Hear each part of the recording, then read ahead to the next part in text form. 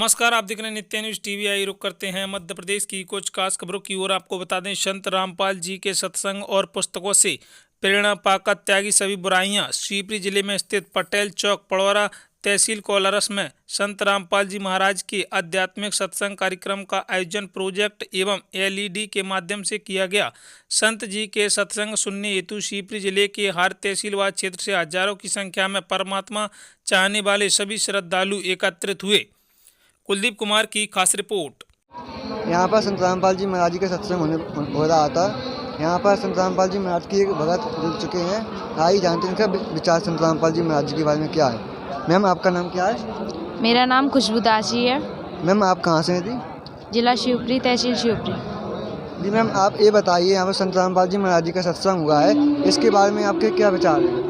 यहाँ पे संत रामपाल जी महाराज जी का सत्संग हो रहा है। यहाँ पे सभी ग्रंथों से प्रमाणित, शास्त्रों से प्रमाणित भक्ति करने के लिए संत रामपाल जी महाराज जी कहते हैं और बताते हैं कि हमें किस गुरु की भक्ति करनी चाहिए। और तो आप किसकी भक्ति करते हैं? हम संत रामपाल जी महाराज जी की भक्ति करते हैं और वही सही शास्त्रों से प्रमाणित भक्ति बताते हैं। मैम, आप ये बताइए, और पूर्ण संत की पहचान क्या है? पूर्व संत की पहचान है कि पूर्व गुरु जब तक मिले न साँचा, तब तक गुरु करो 10 पाँचा। हमें जब तक पूर्व संत की पहचान नहीं मिलती, जब तक हमें गुरु बदलते रहना चाहिए। जब तक सच्चा गुरु नहीं मिले, जब तक हमें गुरु की पहचान नहीं करनी चाहिए। गुरु जब सच्चा मिल जाए ना, उसी गुरु की भक्ति करनी चाहिए। जी धन्यवाद। सच्चा है। यहाँ पर संत रामपाल जी महाराज जी के जिला शिवराज जुड़ चुके हैं हमसे। आइए जानते हैं संत रामपाल जी महाराज जी के बारे में उनके क्या विचार हैं। सर, आपका नाम क्या है? दयानंद सिंह। जी सर, आप कहाँ से आए हैं? मैं बदरवास का रहने वाला हूँ। सर, आप ये बताइए, अभी सत्संग संपन्न हुआ है, इसके बारे में आपके क्या विचार हैं? ये सतगुरु संत रामपाल जी महाराज जो हैं, मोक्ष का बीड़ा संत रामपाल जी महाराज ने उठाया हुआ है।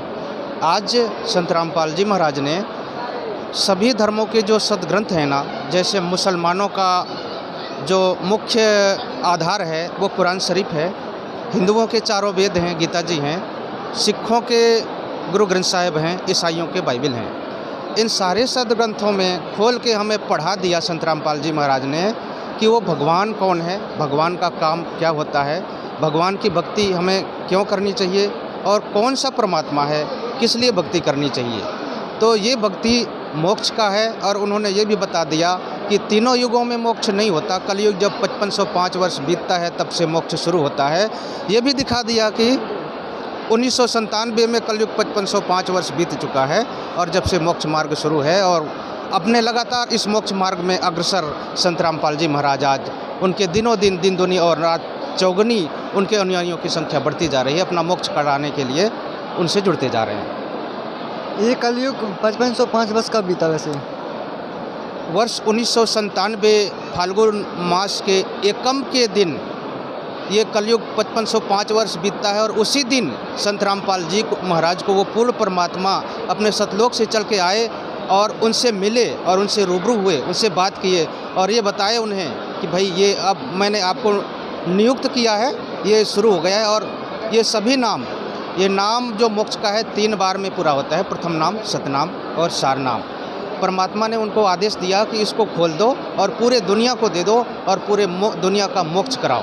इसलिए वो आज इस मार्ग पर अग्रसर हैं। जगह जगह, हर जिलों में, हर तहसीलों में सत्संग हो रहा है, नाम उपदेश ले रहे हैं और अपना कल्याण करा रहे हैं। सर, आप एक बात तो बताइए, कई लोग संत रामपाल जी महाराज जी का विरोध करते हैं कि वो देवी देवताओं की भक्ति छुड़वाते हैं।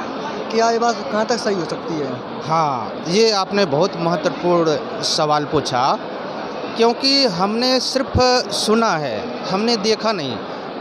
संत रामपाल जी महाराज बिल्कुल भी देवी देवताओं की भक्ति बिल्कुल भी नहीं छुड़ाते हैं। वो ये कहते हैं कि जो हमारे सदग्रंथों में जो देवी देवताओं की साधना करने की विधि लिखी है ना, आप वैसा करो, आप छोड़ो मत। लेकिन हम जो करते आ रहे हैं, हम वही रूढ़िवादी हो चुके हैं। हम अपने सदग्रंथों को देखना ही नहीं चाहते। हमें देखना चाहिए। हम आज सारे पढ़े लिखे हैं। मैं सभी से प्रार्थना करूंगा, जितने भी, हिंदू ही नहीं, जितने भी इंसान हैं इस धरती पर, सभी साधना चैनल पे 7:30 से 8:30 बजे तक सत्संग संत रामपाल जी महाराज के आते हैं। उसमें देखें तो सही, विचारों वेदों को खोल के दिखा दिए सदगुरुदेव जी ने, कुरान शरीफ को खोल के दिखा दिए, बाइबिल को दिखा दिए, गुरु ग्रंथ साहब को दिखा दिए। सभी में एक ही चीज़ लिखा है, अलग अलग नहीं लिखा है, और एक ही परमात्मा लिखा है। वो देखेंगे जब ज्ञान होगा। अगर देखते नहीं हैं, सुनी सुनाई बातों को सुनेंगे तो ऐसा सोचते ही रहेंगे। वो किसी भी धर्म के विरोधी नहीं है, किसी भी जाति के विरोधी नहीं है, बल्कि उनका नारा है जीव हमारी जाति है, मानव धर्म हमारा, हिंदू मुस्लिम सिख ईसाई धर्म नहीं कोई नारा। सभी धर्मों को एक करके उनका मोक्ष कराने के लिए उनका अवतरण हुआ है। और पूर्ण संत की पहचान क्या है? कई लोग कहते हैं धीरेन्द्र शास्त्री आजकल फेमस में है कि वो पूर्ण संत वही हैं, और संत रामपाल जी महाराज नहीं है। वैसे पूर्ण संत का पहचान यही होता है कि वो हमें हमारे सदग्रंथों से प्रमाणित कर दे कि वो भगवान कौन है, उसकी भक्ति कौन है, और उसकी भक्ति करने से जो भगवान लाभ देता है। यहाँ तक कि आज इस संगत के अंदर आप हजारों नहीं लाखों की संख्या में ऐसे भगत मिलेंगे जो वेदों में प्रमाण है कि परमात्मा 100 वर्ष तक उम्र बढ़ा देता है। जिसकी मौत हो चुकी थी उसको भी परमात्मा की भक्ति से परमात्मा ने उसको जीवित किया, और वो आज भक्ति कर रहे हैं, उसका उम्र भी बढ़ा दिया। तो ऐसा जो करता है उसको ही पूर्ण संत कहा जाता है। सभी धर्म के धर्म ग्रंथों में प्रमाणित किया संत रामपाल जी महाराज ने। जी आप एक बात वो बताएं कि कुछ लोग कहते हैं कि विष्णु जी सबसे बड़े हैं, कुछ में शंकर जी बड़े हैं, इन दोनों में क्या समानता है? भाई इसको यदि मैं सत्संग तो सुन रखा हूँ, लेकिन बताने लगूंगा तो बहुत ज़्यादा टाइम लग जाएगा। उनको सारे प्रमाण मिल जाएंगे, और हमारे सदग्रंथों में, हमारे पुराणों में सिर्फ उन्हें सत्संग देखना है या संत रामपाल जी महाराज के लिखे हुए किताबें पढ़ना है। सब प्रूफ मिल जाएगा कि श्री विष्णु जी और श्री ब्रह्मा जी, श्री शिव जी, इनके पास कितनी शक्ति है, कितना पावर है, कितना परमेश्वर है, कितना परमात्मा है, इनके आगे का भगवान कौन है। गीता जी अध्याय 15 के श्लोक 16 और 17 में 3 भगवान बताया है। क्षर च अक्षरा उत्तम पुरुष तो अन्य परमात्मा इति उदाहरते। क्षर पुरुष, अक्षर पुरुष, इनके अतिरिक्त जो उत्तम पुरुष है वो तो अन्य ही है। वास्तव में परमात्मा उसी को कहा जाता है जो तीनों लोकों में प्रवेश करके सबका धारण पोषण करता है। और जो 5वां वेद है जिसको ससम वेद कहते हैं, गीता जी में उसको सच्चिदानंद घन ब्रह्म की वाणी कहा है, और ये भी कहा है कि उसी में पूर्ण साधना भगवान को प्राप्त करने का साधन बताया है। उसमें ये लिखा है कि वो जो परमात्मा होता है वो सभी को भोजन प्रदान करता है। पौ फाटे पगरा भया जागे जिया जोन, सबका हु को देत है चोच समाना चून। ये परमात्मा की बाड़ी है, सच्चिदानंद घन ब्रह्म की बाड़ी है, जिसको 5वां वेद कहते हैं। जिस 5वें वेद के बारे में आदि शंकराचार्य ने अपने किताबों में वर्णन किया है। जो किताब लिखा है उन्होंने एक उसका नाम ध्यान नहीं है, संत रामपाल जी ने उसको भी खोल के दिखाया है। उसके श्लोक 42 में शंकराचार्य जी ने 5वें वेद का वर्णन किया है, लेकिन उसको बताया नहीं कि ये कहाँ मिलता है। उस 5वें वेद को ससम वेद कहते हैं, और वो परमात्मा सशरीर अपने लोक से चल के आते हैं जब, तो मुखार बिंद से बोल बोल कर उसका निर्माण कराते हैं। वो परमात्मा, मैं आपको ये भी बता दूं, संत रामपाल जी ने प्रमाणित किया है कि उस परमात्मा का माँ से जन्म नहीं होता, अपना शरीर लेकर आता है अपने लोक से और लेकर ही चला जाता है, और चारों युगों में आता है। सतयुग में सत सुकृत कह टेरा, त्रेता नाम मुनिंदर मेरा, द्वापर में करुणामल मैं कहाया, और कलयुग नाम कबीर धराया। कलयुग में कबीर नाम से आए थे, और जिस कबीर को हम कभी जानते थे वो कोई कभी नहीं, वो पूर्ण परमात्मा थे, हैं और रहेंगे। लेकिन वो हमारे साधारण मनुष्य के जैसे थे, इसलिए किसी ने उनको भगवान नहीं माना। उनके जहाँ पर उनका वास्तविक स्थान है, उनके एक रोमकूप में करोड़ सूर्य और करोड़ चंद्रमा को मिला दे इतना प्रकाशमान है, लेकिन उस प्रकाश में गर्मी नहीं है, ऐसा उनका शरीर है। यदि यहाँ इसी रूप में आ जाते तो हमारी आँखें उस रूप को देख नहीं सकते, जिस तरह के सूर्य को नहीं देख सकते। इसलिए अपने शरीर को अपने तेज पुंज को हल्का करके आते हैं। अपना शरीर लेकर ही परमात्मा कबीर जी आए थे। लहर तारा तारा पर उतरे थे, कमल के फूल पर विराजमान हुए थे। और रामानंद जी का शिष्य अष्टानंद गवाह थे, उन्होंने देखा था। और यहाँ से 120 साल तक एक मनुष्य की तरह लीला किए और 120 साल के बाद मगहर में जाके अपना शरीर लेकर लाखों लोगों के सामने अपना शरीर लेकर ही गए थे, जहाँ पर बिछाए थे चद्दर और बीच में सोए थे, ऊपर एक चद्दर ओढ़े थे। और जब जाने लगे तो उन्होंने कहा था कि हटा लो पर्दा, नहीं है मुर्दा। और वहाँ जो मिले उसको हिंदू और मुसलमान दोनों आपस में बराबर बराबर बांट लेना। और वहाँ पर उन्होंने जब चादर को उठाकर देखा तो जितना शरीर था उतना सुगंधित फूल मिला था। वहाँ लड़ने वाले थे, क्योंकि हिंदू और मुस्लिम दोनों कबीर परमेश्वर के शिष्य लाखों करोड़ों की संख्या में थे। हिंदू ये कहते थे कि हम अपने गुरुजी की अंतिम संस्कार अपने अनुसार करेंगे, मुस्लिम ये कहते थे कि हम अपने गुरुजी की अंतिम संस्कार अपने अनुसार करेंगे। काशी का नरेश राजा वीरदेव सिंह बघेल था और मगहर का राजा बिजली खान पठान था। और दोनों राजा कबीर परमेश्वर से उपदेशित से, इसलिए दोनों सेना लेकर वहाँ खड़े हो गए कि अगर हिंदू हाथ लगा दिए हमारे गुरुजी के पार्थिव शरीर को तो हम इनको जान से मार देंगे। और इधर वीरदेव सिंह बघेल अपनी सेना लेके गया था कि हम इनको अपने गुरुजी का शरीर, मृत शरीर को छूने भी नहीं देंगे, अगर इन्होंने हाथ लगाया तो हम कत्लेआम कर देंगे। कहाँ वो लड़ाई होना था और कहाँ एक दूसरे हिंदू और मुस्लिम पकड़ के वहाँ अपने भाई बहन जैसे रो रहे हैं कि हमने, परमात्मा ने 120 साल तक हमें ज्ञान दिया लेकिन आज तक हम लड़ते ही रहे, अब हाथ से निकल गए भगवान, अब हमें मिल नहीं सकते। तो वहाँ एक ये भी था कि जो पंडित लोग हैं वो देख के ये कहते थे कि उस साल एक बहुत बड़ा वहाँ युद्ध, धार्मिक युद्ध होने था, कत्लेआम होना था, लेकिन उसको भी परमात्मा ने मेट दिया। ऐसा लीला करके, ऐसा चमत्कार किया। कहाँ कत्लेआम होना था, कहाँ वहाँ नरसंहार होना था, और कहाँ वहाँ ये मिसाल कायम कर दिया कि हिंदू मुस्लिम आपस में एक दूसरे में लिपट के ऐसे रो रहे हैं कि जैसे हम भाई भाई हैं। और तब से प्रमाण है, आज से उस मगहर में आज तक हिंदू मुस्लिम दंगा, कभी हिंदू मुस्लिम कभी धर्म के नाम पे आज तक उस दिन से लड़ाई नहीं हुआ। चाहे किसी भी शहर में, किसी गांव में हुआ हो, लेकिन मगहर में नहीं हुआ। ये कबीर परमात्मा का ही एक बहुत बड़ा चमत्कार है। और एक और चमत्कार किया था परमात्मा ने। एक आमी नाम की नदी थी, वो शंकर जी के श्राप से सूख चुकी थी।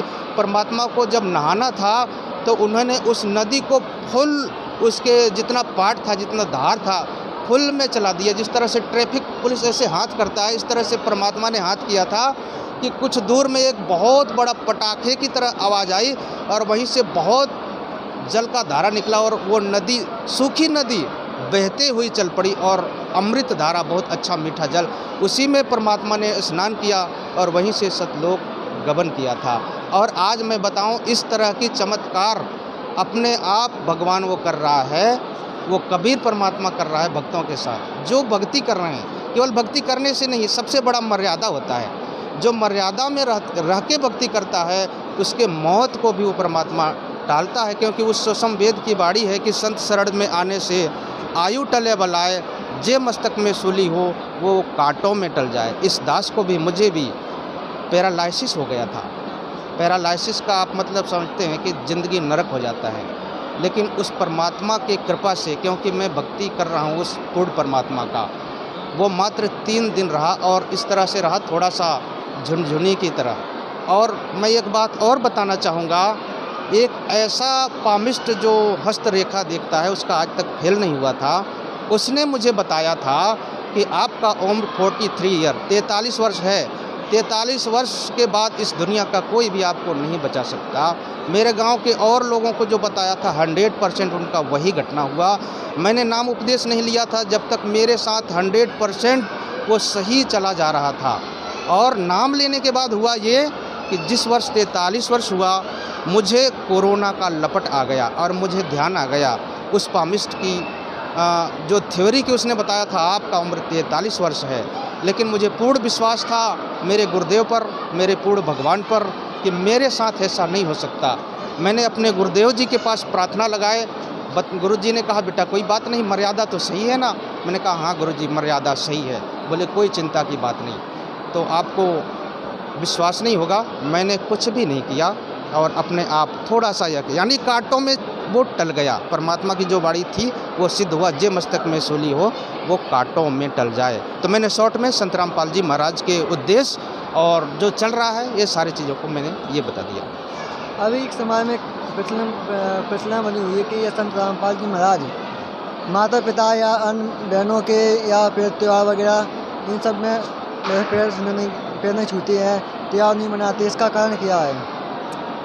ऐसा नहीं है, इसको हम वर्णन करेंगे तो बहुत ज़्यादा ये लगेगा। पैर छूना जो है एक पूजा के अंतर्गत आता है, लेकिन संत रामपाल जी महाराज के साधना में ये होता है कि जैसे हम जैसे मान लो मेरी लड़की है, मैंने उसकी शादी कर दी, वो अपने ससुराल को चली गई, तो ससुराल में जाके वो सभी का सम्मान करेगी, सभी को खाना देगी, पीना देगी, सब कुछ सेवा करेगी, लेकिन जो व्यवहार पति के साथ होता है वो व्यवहार दूसरे के साथ वो नहीं करेगी। वही चीज़ भक्ति मार्ग में होता है।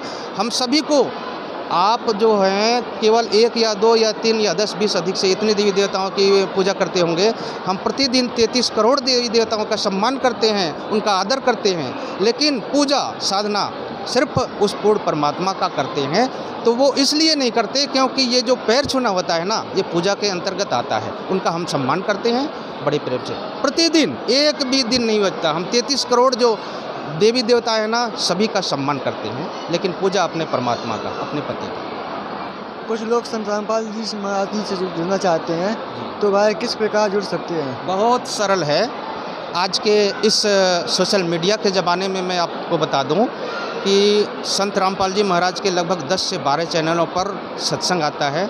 उन सत्संग में नीचे देखेंगे तो बहुत से नंबर डिस्प्ले होते हैं। उस नंबर को आप लगाएंगे तो आपको बता देंगे कि आपके नज़दीकी नामदान सेंटर कहाँ पर है।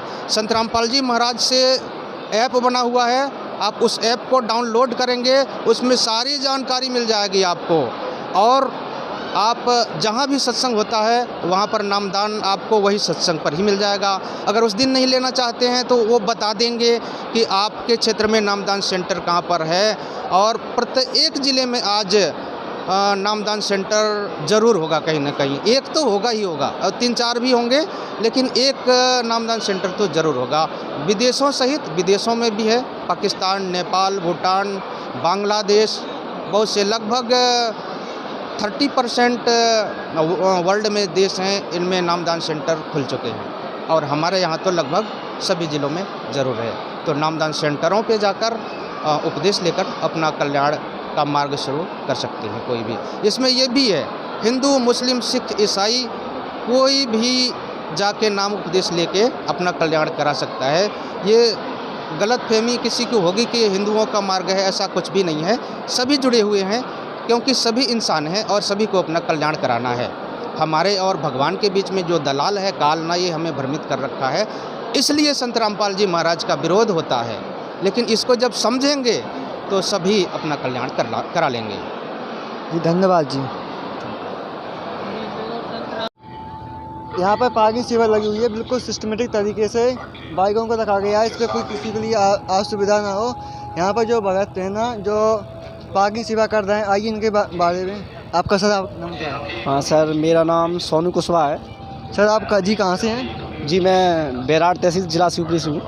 सर आप ये बताइए, जो पार्किंग सेवा आपकी लगी हुई है, क्या इसमें कोई पैसा लिया जाता है? नहीं सर, ये गुरुजी की दया से निःशुल्क पार्किंग सेवा है। कोई भी लगा सकता है यहाँ पे? कोई भी लगा सकता है, पार्किंग सेवा निःशुल्क है। ठीक, ओके, धन्यवाद जी।